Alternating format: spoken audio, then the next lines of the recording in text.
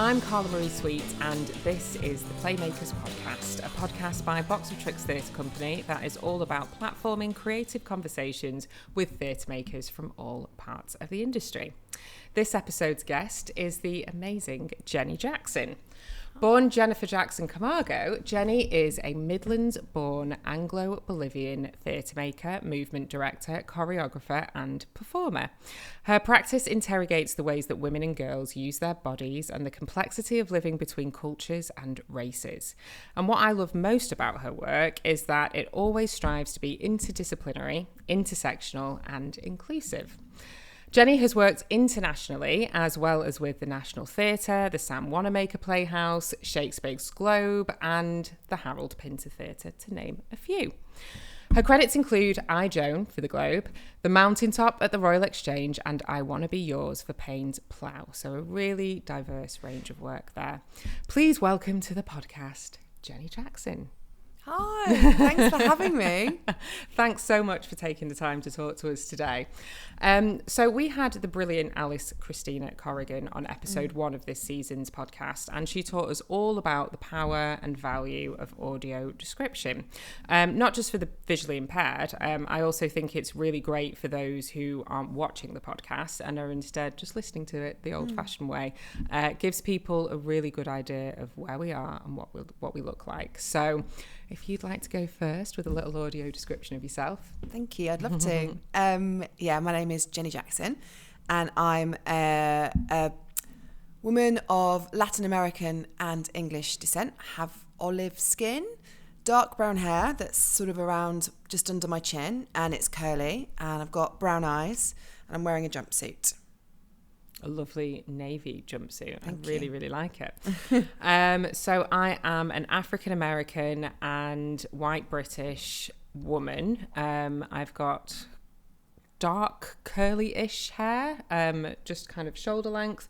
I'm wearing a super funky jumper today with orange and green and yellow and purple and black and white. And I'm wearing kind of dark green trousers, Doc Martens, and some funky earrings that are made of hand-blown glass. Ooh. Yeah, by a local glass blower.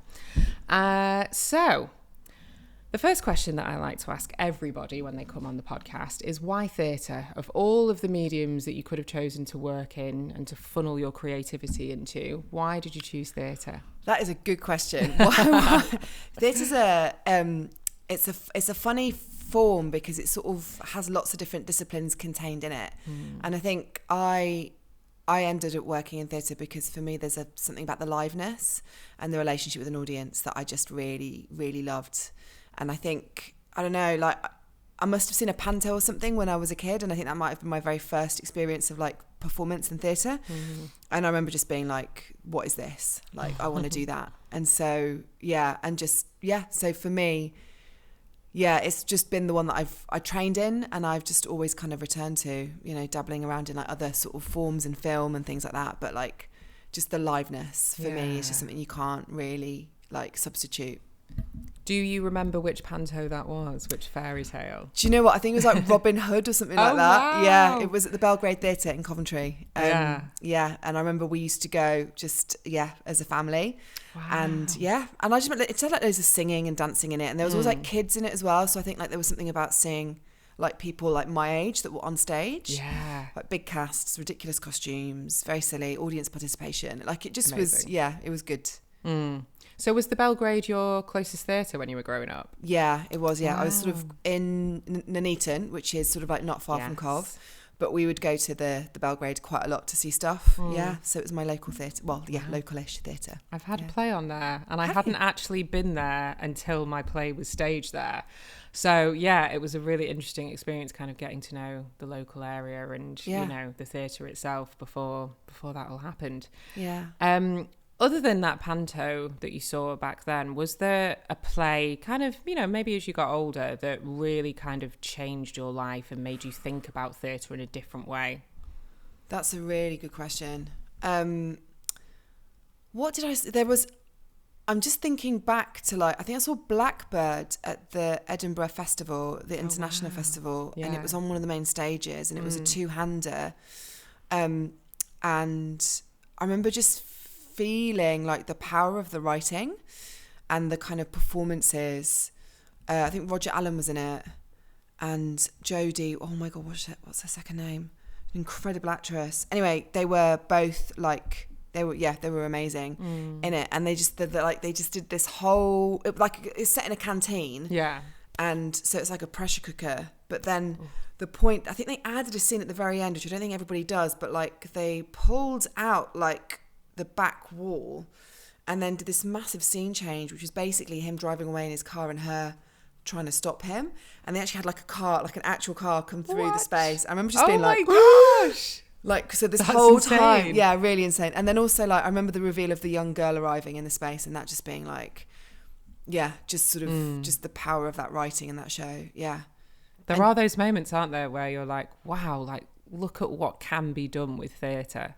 Yeah. You know? Or like in a play that you assume is like naturalistic and then suddenly they just do something really extraordinary. That's amazing. Yeah.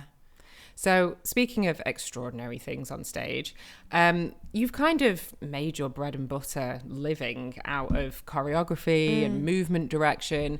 I'd love to know a little bit more about how you got into that in the first place, how you even found out that was an actual job, you know? Yeah. Well, I suppose it's worth saying that like I'm sort of an artist that has like quite different strands to my practice. Definitely. And it's so interesting that like you sort of, it goes in like waves for me, basically. So I started out as an actor and I still am, but sort of in that journey of like being in a lot of rooms that I was sort of devising a lot of theatre in. And I also had a background in dance sort of growing up and martial arts and stuff. And so I'd end up in these rooms which were like quite hybrid. There was like a number of different performers in there, like dancers, physical theatre people, like actors that were just on, you know, sort of were in the telly or whatever, like sort of like a whole range of different practices. And so I ended up sort of being in a lot of really interesting spaces with lots of different tools and like, yeah. And so I'd often get asked to kind of can you just come and like help on this like thing? Yeah. You know, like because they just knew that you were a good dancer or because they felt like you could end up being a movement director one day? Where did it come from? It sort of came, I think it came from because I was like I have like a physical theatre practice as well. Okay. So they were like, oh, Jenny would be able to know how to do that as an actor. So let's sort of get her in. And so I'd go in and like maybe just do a bit of, what I didn't realise was movement direction. And so I think it was like a few times it was like about helping actors do some aging work. They had to age through the play or then play a younger version of themselves. Wow, okay. Sort of a couple of times it was like things like drunkenness or sort of like a health issue or something that they didn't quite know, the director didn't quite know how to kind of make it happen in the room. And so I was doing that sort of like on and off, and then it was like, can you help with the transitions between scenes? I was like, yeah, okay, cool. And then I ended up sort of working with the director Abigail Graham on a staging of Debris by Dennis Kelly. Yes. And so she was like, why don't you movement direct it? And I was between acting jobs at the time and I was like, I don't know what I'm doing with my life or what was going on.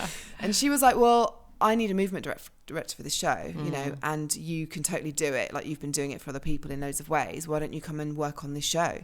So that was the first piece that I did where I took a company through a rehearsal process into production, through to previews and to press night. And so I ended up getting to see that part of the process that as an actor I'd never been privy to, which is like all the production meetings and like working with the lighting designer and the sound designer and the director and like the set designer to sort of like fully realise the show. Yeah. So that was like a real education in terms of like, oh wow, there's so much work underneath it. Yeah. And did you love it immediately or did it take a while for you to kind of find your stride?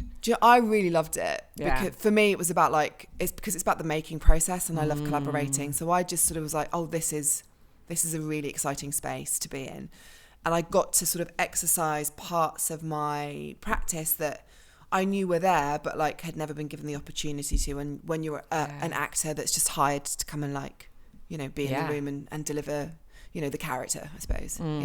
Yeah, you don't necessarily get to be a part of, you know, as broad a creative process as you could be as an actor, do you? No. Yeah, for sure. So what would you say was the play that you worked on that made you go, oh yeah, like I'm a movement director, I have arrived? I think it was Mountaintop with Roy. Wow. And that's quite recent. Well, we did it originally at the Young Vic. Okay, right. So I was working with Roy on a piece called Stoneface, which Eve Lee had written, who's a brilliant writer. And I remember we were in rehearsals and he was like up for the JMK award and was like, I'll give you a shout when we, you know, if it comes off, I'd love to work with you again. And it's one of those conversations where you're like, yeah, great, but you sort of don't think it will happen. See. Yeah, like, it's just nice to go, okay, it's nice that you would love to work with me again. Yeah. And then it did happen. And then he did call me up and said, like, would you like to come and movement direct this piece? And it was, a scale that and visible at a theatre that sort of I had dreamed of working at. So it's at the Young Vic. And then we sort of made that, and it sort of got obviously quite a lot of attention. But also it was an extraordinary, like, meaningful piece of work that was tackling quite a lot of stuff that's like really close to my heart around like equity and equality and sort of civil rights and like human rights, and you know, and it was also written by Katori Hall, who has an incredible voice as a writer, but also was written for like writes women just incredibly. So that that entire process of going through that was brilliant. And we got to make this amazing piece at the end, which was just sort of like where all the projection comes into the space, and the character of Kame takes you back in time, just through the entire like civil rights movement. Yeah. And it's an incredible piece of like, of writing and storytelling, I suppose. And so the first iteration of that, we sort of like, it was like a massive movement sequence as well. And that was just really glorious to kind of build that with the actor and just, and just see that resonate with audiences. It was really fun. And so again, that piece, being able to kind of to do that, we did it on a tour, and then we brought it to the Royal Exchange. So that was like really great, reimagining it for that space. So when it comes to kind of creating a show and your role within that, and the kind of ecosystem of working on a play with lots of different people, and where that kind of comes together with your vision, how do you go about kind of asking for what you want, whether it's resources like projection or, you know, certain, you know, props or costumes that can kind of play into what you're, or whether it's time or space? How do you sort of navigate that? So I suppose it's a lot of the conversations like around how the production is going to look have already happened by the time someone like me is brought into a project. But I often have very like detailed conversations with a director, and sometimes that happens with the set designer as well, set and costume designer, which is really good when it does. And so you kind of can devise a bit and dream a little bit together. It doesn't always happen though. Sometimes you're like, this is this is it. But I often ask questions around like, what do you see, you know, what are you feeling about the production, or are there any like images that are in your head, or I might say this is making me feel about this, or I might bring some reference points in. So I sometimes will say this feels like, you know, if you're using projection, it's like, you know, if that's something that feels relevant and right, I will say, are you using projection? Are you what are you thinking about sound? Or, you know, is it, you know, so if there's a band in the production, I might ask like, are they, you know, who are you thinking of working with? Are they people that can move? Are they people that can act? Are you know, where do you imagine they are in the production on the set? Are they visible? Are they, you know, can we play with that in the space? So that's often a thing. And I might say, you know, that I might ask like for like time in terms of in the room, in terms of warming people up and building ensemble. Because sometimes people don't understand quite how much time it takes to build an ensemble. If you're lucky, it happens really quickly, but it doesn't always. No. So I often, you know, will say like, it's really good if we can spend some time warming up together, or asking who's going to hold that space when I'm not there, because you're not often in all the time. You know, that sort of, those sorts of conversations happen quite early on. So you can kind of use the other heads of department as kind of jumping off points, you know, when you think about their vision, you can kind of start to put together your own vision, right? Yeah, definitely. And sometimes, you know, movement exists in relation to lighting, or you know, in relation to the design. So sometimes, you know, you might have a moment where the set designer is saying, you know, could we move that movement up until that platform? And you're like, yeah, absolutely, that would be better than where we've currently got it, you know. Or or a lighting designer might say, you know, I'm thinking about doing this. How do you feel about it? So, yeah. Yeah. So you might have kind of the physical demands of the space, but what about the physical demands or constraints of the actors? How do you kind of test them out to see whether they're capable of the vision that you have in mind, or whether, you know, perhaps sometimes you're almost giving them something where they're so much more capable of something else? How do you figure out, you know, what's the litmus test for that? Yeah, I suppose it's really I think that stuff happens with like talking to the director really early on about sort of what their vision for the show is, and particularly around casting. Yeah. So a lot of the time I'm not involved in the casting process at all, but sometimes you are. So does the casting happens and then you come in? Or you're on attachment already and the casting is happening, and they might say, we're thinking of this person, or they might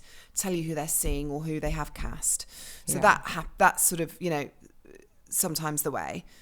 Other times I've been pulled into movement rehearsals, or like you have like a casting session where you do a movement session with people, and that's often at recall stage. Yes. And so that's been very useful if the piece is like really, really movement heavy and needs that kind of detail. So like on iJoan I was in on those kinds of castings.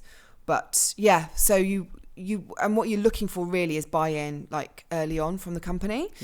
But then the director will hopefully have like done quite a lot of work in the casting process to let them know that they are like, that they're going to, you know, be dancing or moving, or it's going to be a physical production, or, you know, you're going to be moving stuff, or like whatever's on the table, they will have hopefully had a bit of a heads up.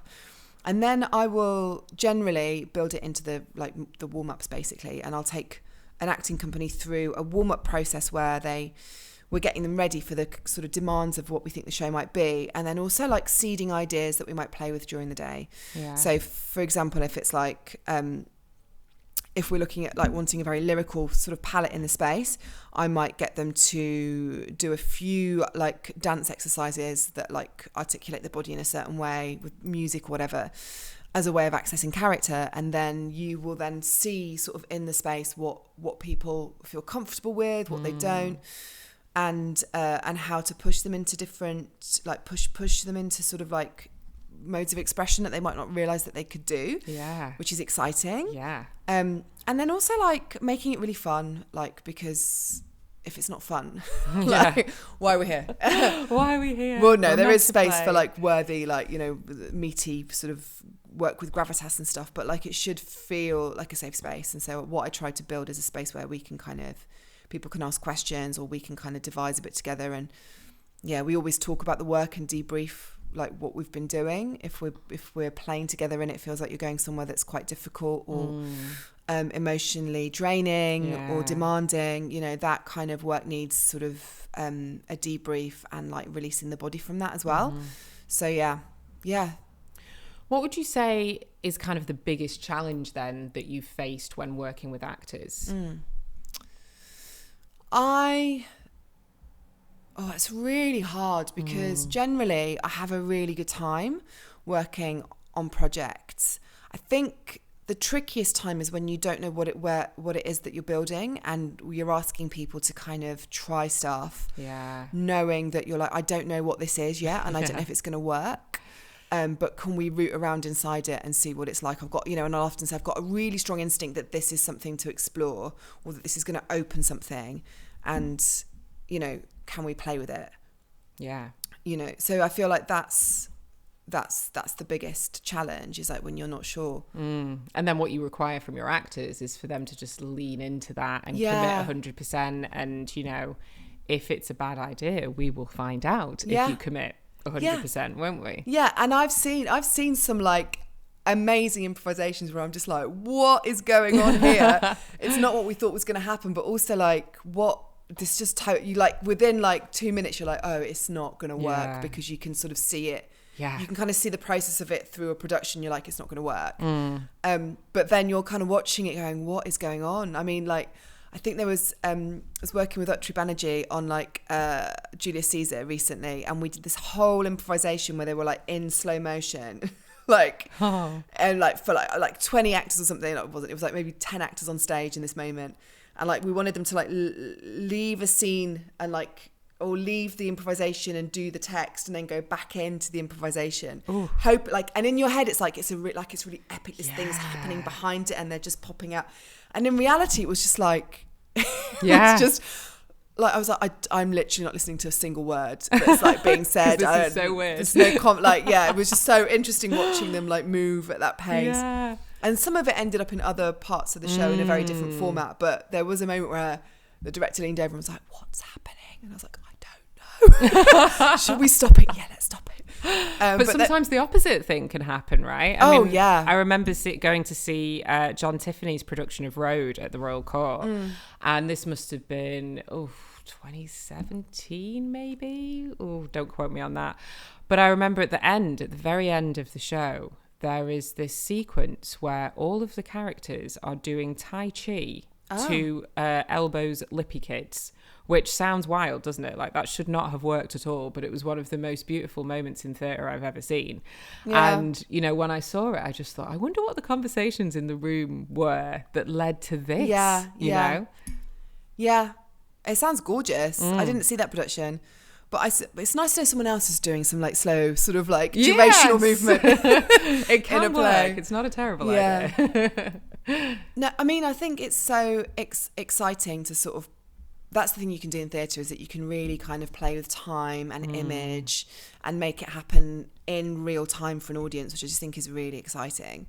You know, and I think like we played with, when Utri and I did Cares at the Bolton Octagon, we had this moment where the actor playing the young Billy Casper was sort of dancing basically sort of on the Moor side, but it became this sort of like contemporary dance moment over the top of like some text that was happening in a different part of the stage, and just the lyricism of, I don't know, like a young lad in this really bleak landscape. And I use bleak really lightly because I know that's used a lot to describe like these novels and like these big sort of texts around northern towns. But that, you know, that story is incredibly tragic, and so there was something about that young person before their life takes a real difficult turning, like fully in their freedom, that was just really beautiful, and it could only be expressed through dance, you know. So sort of those discoveries also happen in the same time that you're like, you know, why are they all moving in slow motion, rolling around on the floor? Actually, it doesn't work.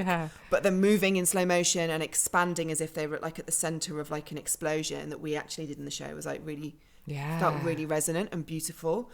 And so you kind of but what you do need is buy-in from the company, totally, for all of us to be like, do you know what, we're going to try this, and if it doesn't work, we won't use it, and if it does, works, then amazing. Then, you know, then maybe it may not even be in the show, but it's sort of like a foundation for other stuff to happen within.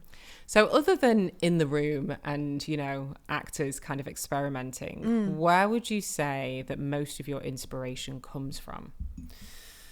If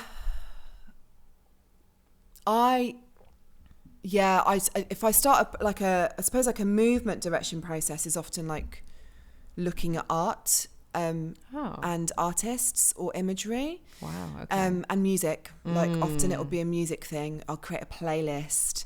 And sometimes, a lot of times I like other people's like artwork in films or something, I think I find really inspirational or might return to. So that sort of, and I might build sort of a palette of something based around that kind of stuff. Yeah. And if it's my own work, then it's often a similar process actually, where I'm just like gathering things that interest me, a painting that I might have seen, an artist whose work I'm interested in. Yeah. You know, and you sort of get like, or I might be inspired by like a podcast that I've listened to. Wow. Or like I'm quite interested in sort of bodies, obviously, in science and things. So it might be something around, you know, like I was interested in particular around the ways that bodies can store histories. Yes. So for my own show, like I used that on Endurance, which was a piece of like, I suppose like it's a piece of like live art and theatre and dance theatre all combined. But I was interested in the way that the body holds memory. It really and also does. Like, you know, and ancestral like stories and like how that's held within our bodies through generations. Yes. And so for me that became like, actually, how can I run a body in motion? like contain all of those histories. Like when I'm running in the show, I'm like both Jenny Jackson, but I'm also like an iteration of my mum and my grandmother and her mother, and like all the way back through time. And do genetics mean that we might move similarly to our ancestors? Yeah. And yeah, I definitely believe in this idea that the body keeps the score, and that can go back generations. But also just movement is such a connecting thing to the past. And, you know, I did martial arts up until I was like 12 or 13, and then we moved to America and I quit. But I used to do it like competitively when I was really young. And I was really, really into it. And I went back to it a couple of years ago, and I'm still doing it now. And what was really interesting was how much my body remembered. Like, it was crazy. Yeah, it's in there. It's totally in there. Yeah. Like whole kata, like, you know, little things like how to hold the pad correctly, all these little things. And it just made me think, wow, if my body has kept all of this, imagine how much trauma it's hung on to as well. You know, it's mad, isn't it? Yeah, totally. And also, how do you release that trauma? Or also, how do we embody those different realities, or like, and do that safely? Because like the body doesn't know the difference. Say you're playing a character, the body doesn't know the difference. If you're really distressed, you're putting your body through that state. So how do we take care of ourselves as we kind of explore big questions in our art? It's so true. I was in a TV show last year, and we filmed a scene where my character gets shot 5 times. And what's really interesting is when you get shot on camera, you often have this thing called a squib inside your clothing, and there's somebody somewhere else on set who has this little detonation device. And when you get shot, you know, you hear a gun going off, and this person who you can't even see explodes this thing inside you, and there's a big bang, and your face is spattered with red stuff that could be blood. Yeah. And then you chuck yourself down on a mat. And I remember thinking, the first time it happened, the first take that we did, I was like, oh my God, I don't think my body knows that this isn't real. Yeah. It was really strange. And I just remember, like, my ears were ringing, and just this strange kind of shocked feeling, which was a weird feeling to have because I knew it was coming. It was in the script, like we'd been rehearsing for it, you know, and yet there it was. And there's this kind of cognitive dissonance there, isn't there, which is so interesting to me. It is. And I think it's really, I mean, and also like in film, like in film and telly and stuff, like, we're looking for like hyper realism, aren't we? Like naturalism or whatever you want to call it. But like, it sort of means that you kind of have to go there, you know, which is like, it's a challenge. I mean, and that's the role of the actor, isn't it? Is to sort of go there and embody those stories. So how do you protect your actors, and how do you protect yourself as an actor or a performer? Or, you know, it's a good question. There's like loads of like processes that people are playing with and using around like de-rolling and stuff. And I think it's like a really personal thing. Like you can make offers to a company, but I will probably just lead a warm down. Yeah. And often part of like, if I've done something like an exercise where we've gone somewhere emotionally through the body, then we will talk about it afterwards, and I'll give time for like a debrief, or part of the end of the process, that the exercise will be, or the exploration will sort of like be built in to kind of return you to your body somehow through breathing or through some sort of stretching or whatever, or if we need to dance it out, like do you know what I mean, just whack on some Whitney Houston and like dance it out, like sometimes you need it. It totally depends on the company, you know. But then you sort of, as you're building the show, I mean, and this is technically not my job as a creative, but it sort of becomes something that as a rehearsal room we all end up holding together for each other. But like, you might be like, oh, how are we going to manage this? Like every show. Someone might just say, actually, I don't need to do a de-rolling process. I just need a cup of tea and to be given 5 minutes with a blanket or something. And somebody's like, I need to just do some yoga, like, or I need to sing a show tune. Do you know what I mean? Like, so it depends. I did Merchant of Venice at the Wanamaker with Abigail Graham again. And obviously like it's a hugely problematic or challenging piece, it's probably a better word for it. And we did a sort of a version of it which was sort of re-owned and reshaped by the Jewish artists that were both at the helm of the production and in it. Wow. And so we would have for this company, because a lot of the white actors are having to embody like a sort of white supremacist kind of thinking, which is very hard as well if that is not who you are. Yeah.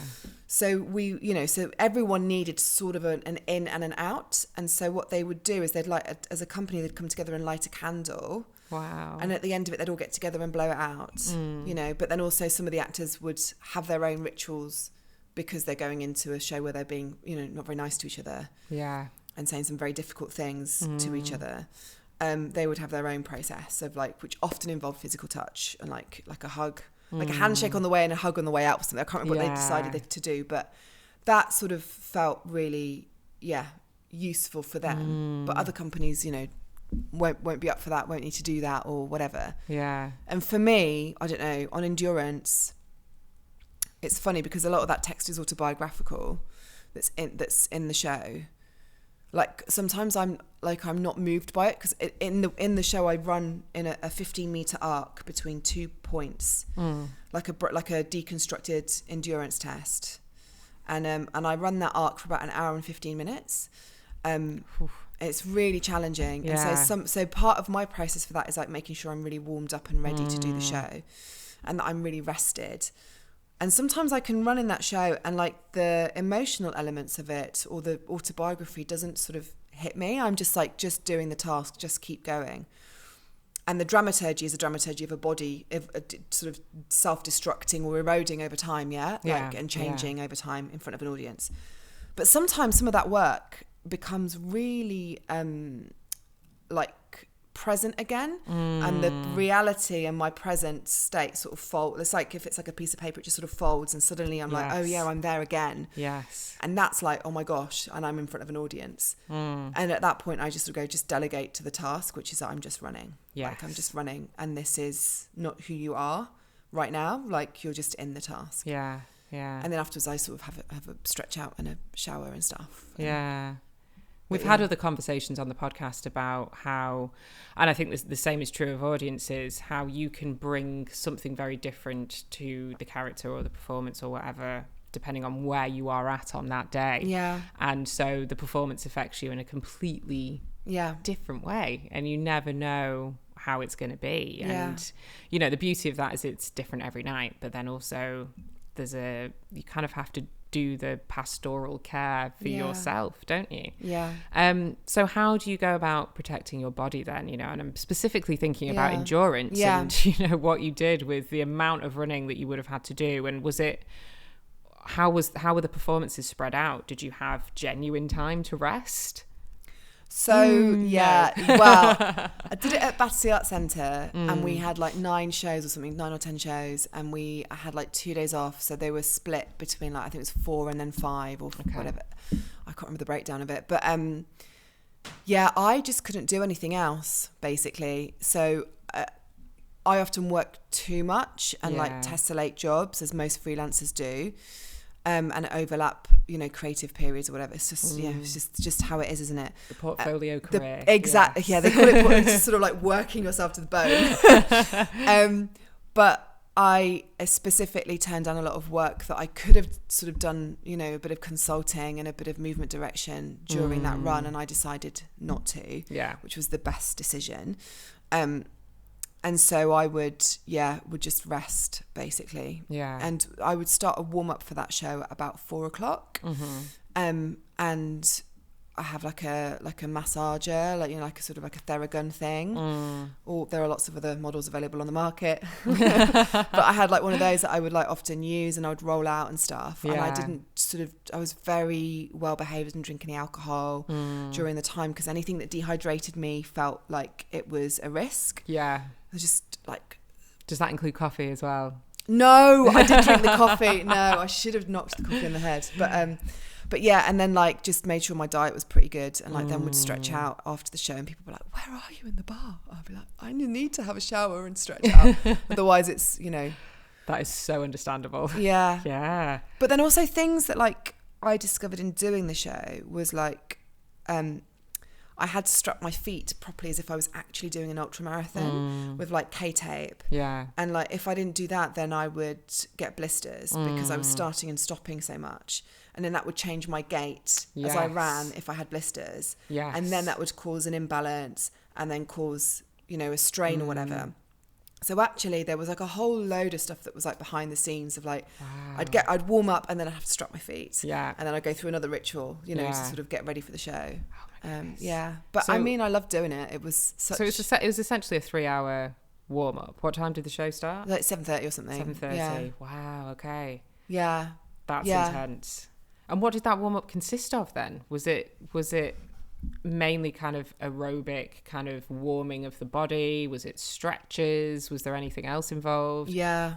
Yeah. It was like, warming of the body, bit of yoga, and then like strength stuff, Right, like okay. core stuff, strength stuff, some circuity type stuff, Oh. which was like painful but really necessary, like loads of glute type stuff, loads of So calf strengthening. You were essentially an athlete yeah, for exactly. that time. Yeah, Wow, that is amazing commitment. which was commitment, but like if I didn't do it, then I would get an injury. Yes, so and you yeah. couldn't afford that.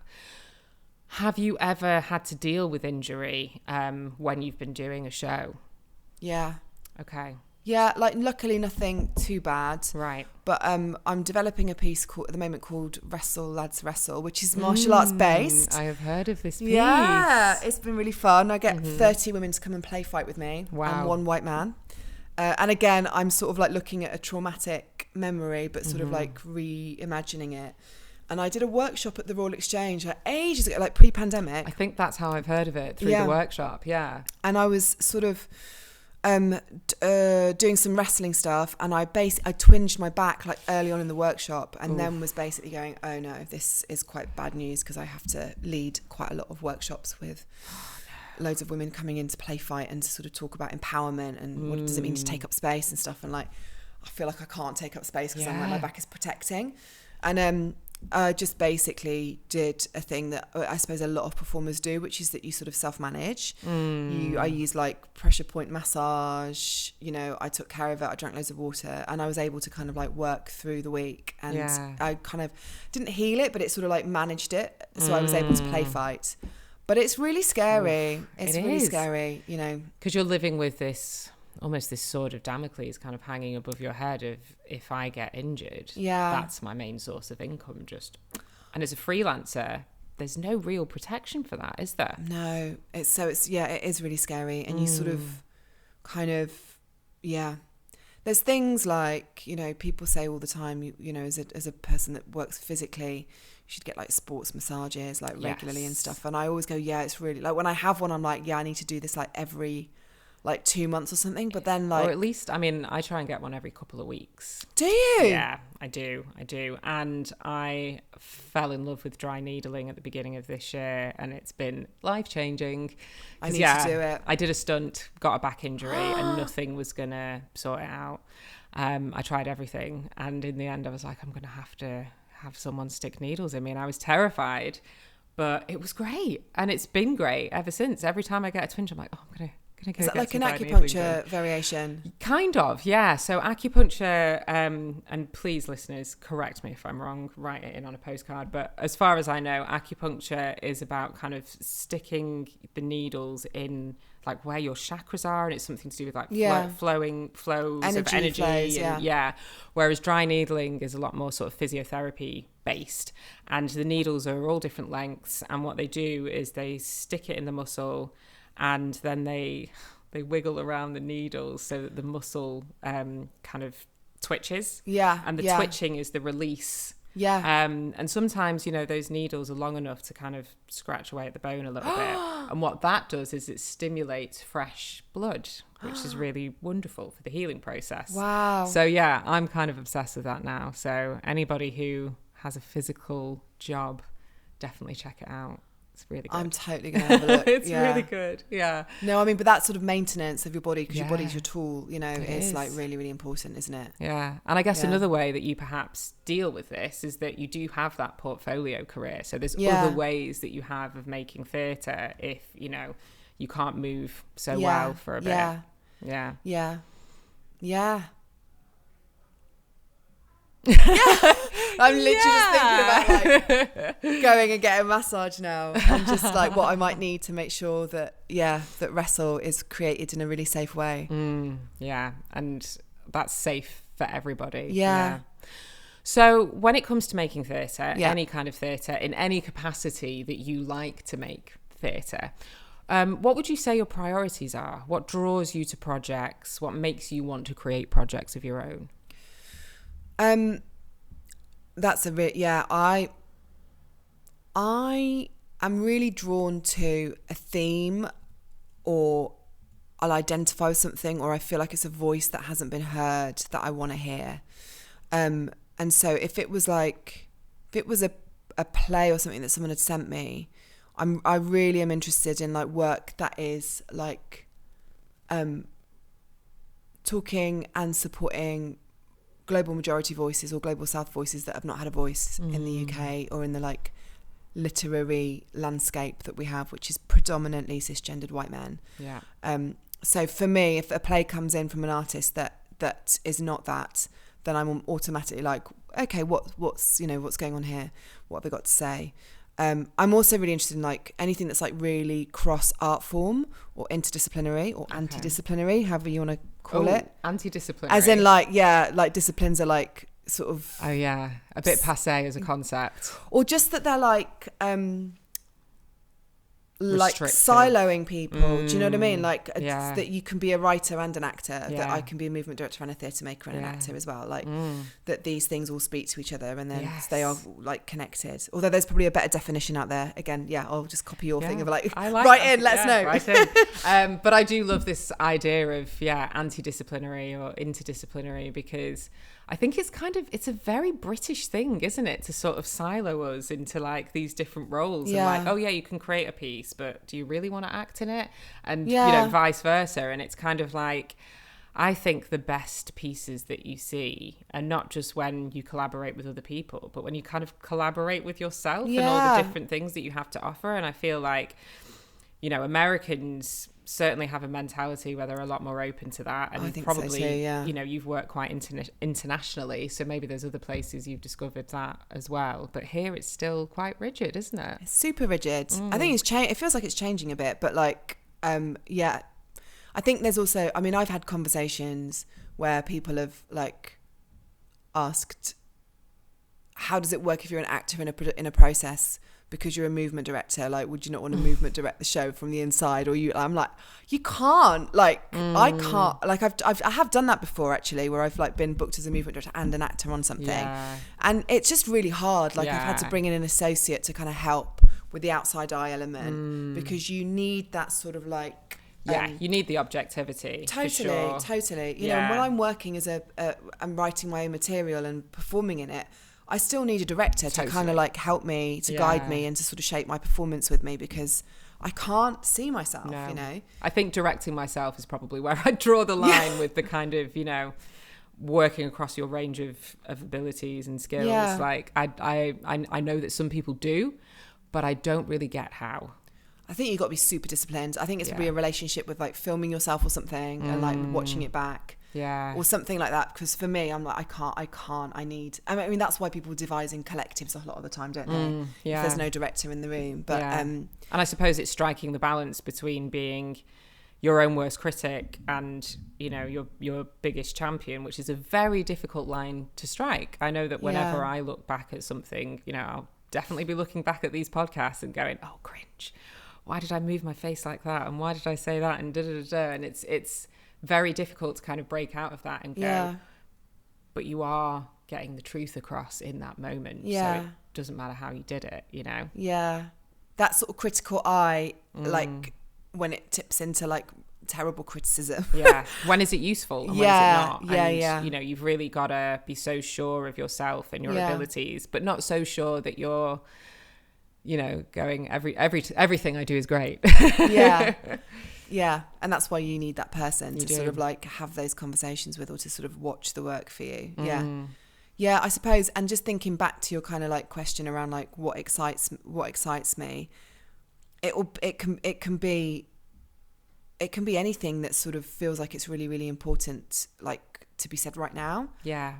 So for example, like the wrestling show, I'm still making that. Like the pandemic put a big pause on any kind of physical activity. Totally. Yeah. And then it was very hard to kind of like gather support for something where I'm like, I want to gather 30 women, you know, from the community to come and play fight with me. Like that's quite a big ask it is for a producer and a venue to kind of support, you know, in some way. And how does that work with like a risk assessment and, you know, you just have to write it, and like you have to look at every single game that we do and just be like, this is what the risks are, this is how I mitigate it, this is how we do it in the room. And actually they're such boring things to write, but they so boring. But they can be a bit like, oh yeah, how would I mitigate that? Oh, I would do that. That's how I do it in the room. And so that's quite useful sometimes to do them. Oh, they're so boring though. But yeah. And I suppose like the wrestling project was because I'm just quite interested in this myth of empowerment, you know, and I don't think that things are really evolving. Like it's still my responsibility to protect myself against patriarchal culture. And I don't think that's right. I don't think I should be skilling myself up because there's a deficit in a society where we're not sort of challenging people's violent behaviours towards women and you know, and anyone that doesn't fit a particular ideology or whatever. Like, do you know, like I think, and like, why is that my response? And then why am I then badass and empowered and all of that? And that's really nice. Like, that's really cool to sort of feel like it's fun, but actually I'm like, I shouldn't have to do this. No, I shouldn't have to be strong all the time. Exactly. If you weren't so weak. And so for me, that question is still pertinent in society, and I'm still having those conversations. And so I was like, I still need to make the show because I still find that when I bring 30 women in a space together to play fight and we go through this movement language where they may not have had access to playing with their bodies in a way that's about body functionality over body aesthetic, like, and they're loving it and they're finding things in themselves and we're having great conversations. I'm like, this show needs to be made. I want to make it. You know, in the same way that like Charlie Josephine approached me to do Cowboys sort of earlier, like last year. Yeah. And we put it on at Stratford this year at the RSC and now it's going into the Royal Court. And that is a show which is really challenging like gender and is set in like it's a Western, you know, and sort of like Jack Cannon is like a gender outlaw and is played by, you know, a trans masc performer and is a trans masc character and like and it's a really, and why not, because what is more drag than Cowboys, right? And it's honestly the cast is so amazing, but that show at this time, which is really asking for like love actually, and it's just proposing that like there are other ways to build communities through love and acceptance. And I find that like incredibly beautiful and like necessary. So for me, I read that play and I'm like, this is so there's so much fun to be had, like movement wise and like image wise, and it's just going to be so like brilliant. And then B, it's like making an offer to an audience that is really sort of what art is there to do, really, which is to sort of ask you to look at something from a different perspective. Yes. You know? And why not look at it from a queer perspective? Completely. Totally makes sense. Yeah. And it's not the first time that you've worked with Charlie Josephine, is it? No. Yeah, we did I Jane together, which was again like a lot of fun. So what was that like? Well, I mean, taking these like really sort of big ideas into quite traditional spaces I think is like can be a challenge, but the buildings have been sort of amazing at kind of creating space for us to do that. Even if you got a lot of flack from the outside world for doing so much flack. But also there's just noise, do you know what I mean? Like we have to just keep making the art, and I think that's the one thing I learned through the iJane process that we took forward into Cowboys was like, how do we model like the ways in which we want to sort of see society function, you know, so we like take care of each other, like you know, and also the only thing we can do is to make our art and to make it with rigor and with care and with love, and like that will speak to an audience, and that's what we have to hold on to, and anything else is just noise. That's really beautiful. So if you could change one thing about the industry, just one thing, which is what makes this question a little really imaginary hard. cigarette now. Yeah, that's quite hard, but yeah. What would it be? There's so many. Oh, I have to think about this. Do you know what? I really think it's about people. Who do I mean by people? I mean the government valuing the the impact that an artistic life and artistic expressions of all forms have on a society, that they make us more empathetic, they make us function in a collective in a way that's like sort of like how I think we are meant to function. I think and I think if there was more value placed on that in schools and education, art allows you to see something from someone else's perspective, and I think that's the biggest gift that it can do.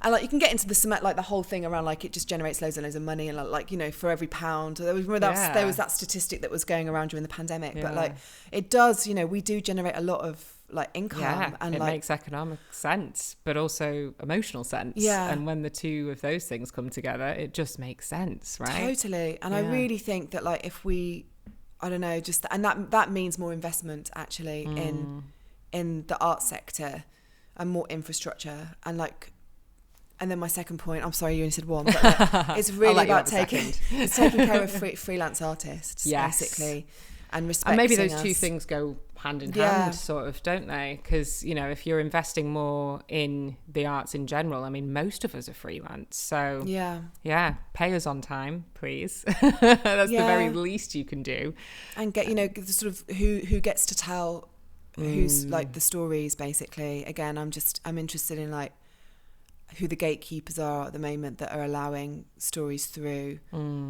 which is why I'm always like interested in those plays that, you know, because to even write a play, if you are from, you know, the global south in the UK, and get that in front of people, like that's such an achievement, like, you know, and it's a really hard thing to do. And I can't tell you how many plays I've written that then just sit in a folder on my MacBook, and it's the saddest thing because, you know, you create all these characters and you create this world, and then nobody ever sees them, you know. And a lot of that is because we are in an industry that is dominated by cis, het, middle-class white men who are able-bodied and want to see themselves continually reflected.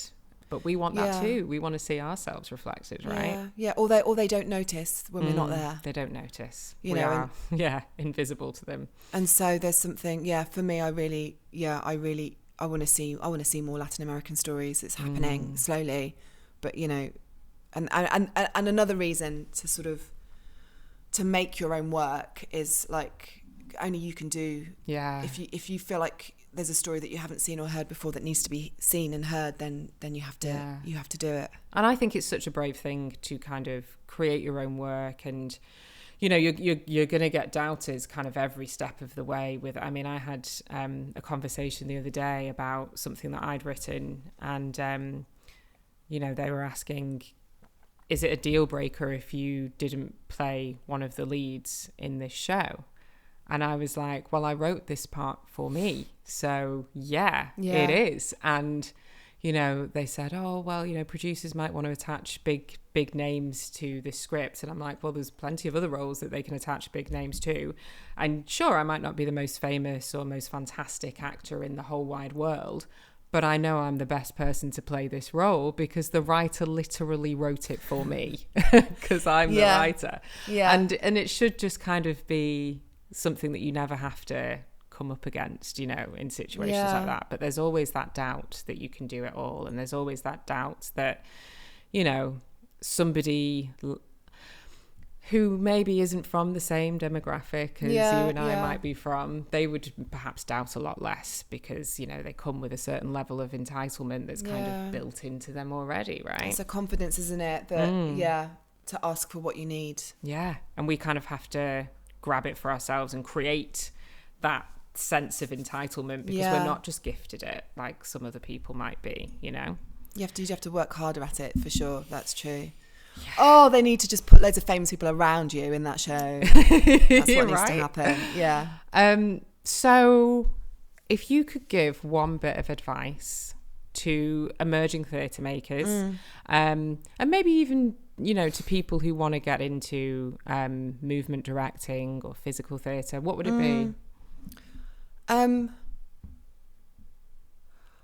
would say the most important like, there's a whole lot of like industry stuff that I think you could say about all of this stuff. But I think for me, the most important thing is your artist, like self, your artist self, and like your practice, and sort of really taking care of that.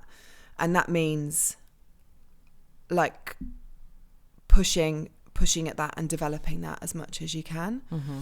So if you're a writer, just keep writing. It sounds really like simple, doesn't it? But I do mean that. I mean, it's like it's a practice. So like practice it, and you will, like, when those opportunities come, you will have the kit available to you. You'll feel ready for them. And you'll also not feel ready for them, and that's also great, because the only way to get through those opportunities and to push it is to practice, to do your practice, and to push your practice. And I think that's the role of the artist, is to sort of is to create art, and that is a living, breathing, ongoing thing. And then like the industry stuff is like, you gotta get good at writing those applications, because they just don't go away. No, I think we dreamed that they might disappear after the pandemic, and it was like, let's make a whole new world for like artists to kind of find, you know, platforms to make their work. But actually, those you just keep looking at how to get help on them. Get help on them. Learn how to communicate about your ideas. I think one of the things that I learned since I got my ADHD diagnosis is that you can access support workers to help you write grant applications, and the Arts Council actually will help you with that. You know, financially, they will pay for an access support worker to take you through writing or developing your creative practice application, or, you know, a project application. If you open Grantium and you look at it and you're like, I can't do this, this is horrendous, then you can get support with that if you are neurodiverse, or if you are disabled, or, you know, there's various different criteria that is eligible for support. So definitely worth looking into bid writing workshops. I just think you have to do it. And it's also the most boring thing in the world, but you gotta. I know, but you have to do it, because otherwise because every time you put an application in, your hat is in the ring, and your name and your work is in front of somebody. And it's separate to your art. Like, when you don't get them, it's separate to like your artist self. Like, it's nothing to do with your art, actually. It's just to do with the application. And so that's been a hard lesson for me, in terms of, you know, like the kind of rejections you have to deal with as an actor. Just super painful. And it's hard. It's just hard. It's such a grueling, like, you have to keep picking yourself up. But for me, like, it's just sort of learning how to communicate your ideas to another person, and how to tailor that to whoever it is that's going to read it, is like a real skill. And it's like, you know, they talk about like pitching and stuff. I hate pitching, but it's sort of quite good at helping you articulate, I think. But separate that from your artist self, I think. That's really, really, really valuable advice, because you are not, you are not an application, you are a person. And you are an artist, and, you know, there's some artists that are really great at writing applications, and there's some who are not, but that does not mean that you're a bad artist. No, it doesn't at all. It's got nothing to do with the art as well. It's got nothing to do with who you are in a room, or how, you know, how your art communicates to an audience. I think I'd like to say something to movement directors, if that's all right, because they're a slightly sort of different and brilliant group of people. I think you've got to ask to shadow on work if you're emerging. I'm really rubbish, because I'm often like so busy that I'm like not able to kind of broker getting people into rooms sometimes, but there are some people that are really, really good at doing that. But it's always worth the ask. Shadowing, assisting. And then also just sort of like, whenever you've got work on, and I'm really rubbish at this, so I'm saying this to myself as well, is like inviting people to come and see it. It's like again, it's just like labour, isn't it? It's like, it's just a couple of hours of writing emails, but it could lead to more work. So I think it's just about shouting about the work, like, and if you're pleased with it, like, you know, let people know. Because also, that's the other thing I wanted to say about movement. Is that Charlie Josephine is brilliant at inviting the creatives of a production to write for the programme, and I think that's really great. So on iJoan and on Cowboys, the programmes are like just rich of like all the different people that have worked on it in some way, and like often they might be academics or like people that are connected to the theme that have like contributed as well. And so I've really loved writing about the making process for both of those productions in the program. And it feels like you've got something tangible. It's a solid thing. So I would say, like, ask if you're working on a production if you can contribute to the program, because I think it's really important. And people often comment on the movement in a production if it's doing something exciting and it feels like it's really like you know, alive for an audience. Then, you know, I think it's like getting our practice like written down and in these arenas, I think is really exciting and helpful. It's just a really nice way of kind of saying I was here, I was part of this. And it's a sort of a tangible thing, because the audience can see it and feel it, you know. Amazing. Jenny Jackson, thank you so much for being on the PlayMakers podcast. You were a wonderful guest and I feel like I learned so much. Oh, thank you. I've had a lovely time. It's been great talking to you. Lovely. Thank you. Thanks.